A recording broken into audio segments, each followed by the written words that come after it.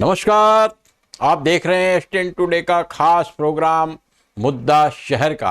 आज हम आपके सामने लेकर के आए हैं मुद्दा शहर में विचरण करते आवारा पशु। कोटा शहर में आवारा पशुओं की समस्या आज से नहीं लंबे समय से चल रही है। पशुओं को धरपकड़ करने की जिम्मेदारी नगर निगम प्रशासन की है। इनको पकड़ करके रखने के लिए किशोरपुरा में कायन हाउस और बंदा धर्मपुरा में गौशालाएं बनाई हुई है। दोनों की क्षमता 200-2.5 हजार पशुओं को रखने की है, लेकिन शहर में पशुओं की संख्या 10,000 से अधिक है। इस समस्या को दूर करने के लिए, शहर को कैटल फ्री बनाने के लिए पिछली कांग्रेस की सरकार के समय देवनारायण आवासीय योजना बनाई गई। करीब 300 करोड़ रुपए इस पर खर्च किए गए। पशुपालकों के लिए पशु बाड़े, मकान, बायोगैस का प्लांट, स्कूल, पुलिस थाना सहित अन्य सुविधाएं भी यहां पर मुहैया कराई गई। इसके बावजूद शहर आवारा पशुओं से मुक्त नहीं हुआ। आज भी बड़ी संख्या में पशु सड़कों पर विचरण कर रहे हैं, लड़ रहे हैं, लोगों को हादसे का शिकार बनाकर अस्पताल पहुंचा रहे हैं। गौशाला में जगह नहीं होने के कारण इनकी धरपकड़ की व्यवस्था भी लगभग ठप सी हो गई है। इन पशुओं की धमा चौकड़ी के कारण पिछले समय में कई लोग मौत के शिकार हो गए और कई दुर्घटनाग्रस्त होकर अस्पताल पहुंच गए।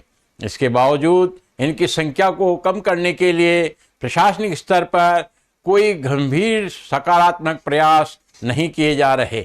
आखिर कोटा में आवारा पशुओं की संख्या लगातार क्यों बढ़ रही है? उनकी धरपकड़ क्यों नहीं हो रही? पशुपालकों को पशुओं को सड़कों पर नहीं छोड़ने के लिए क्यों नहीं पाबंद किया जा रहा? कहां पर इसमें कमी है? इन्हीं तथ्यों को हमारे रिपोर्टर सचिन ओझा ने खंगाला। अधिकारियों, लोगों और पार्षदों से बात की तो एक ही बात निकल करके सामने आई कि कोटा में पशुओं को रखने के लिए पर्याप्त जगह नहीं है। पशुपालकों को इसके लिए पाबंद नहीं किया जा रहा, ना ही बाहर से आने वाले पशुओं को रोका जा रहा है। यूआईटी के माध्यम से जब देवनारायण आवासीय योजना का निर्माण किया गया, तब एक सर्वे में सामने आया कि कोटा में 10,000 से अधिक पशु हैं। इसी को आधार मान करके योजना में पशुपालकों को बसाया गया। योजना चली, कोटा शहर में जगह जगह बाड़े बनाकर रहने वाले पशुपालकों को योजना में शिफ्ट किया गया। कुछ समय के लिए पशुओं से शहर को राहत मिली, लेकिन फिर से सभी पशुपालक शहर में आ गए और बड़ी संख्या में पशु सड़कों पर विचरण करने लगे।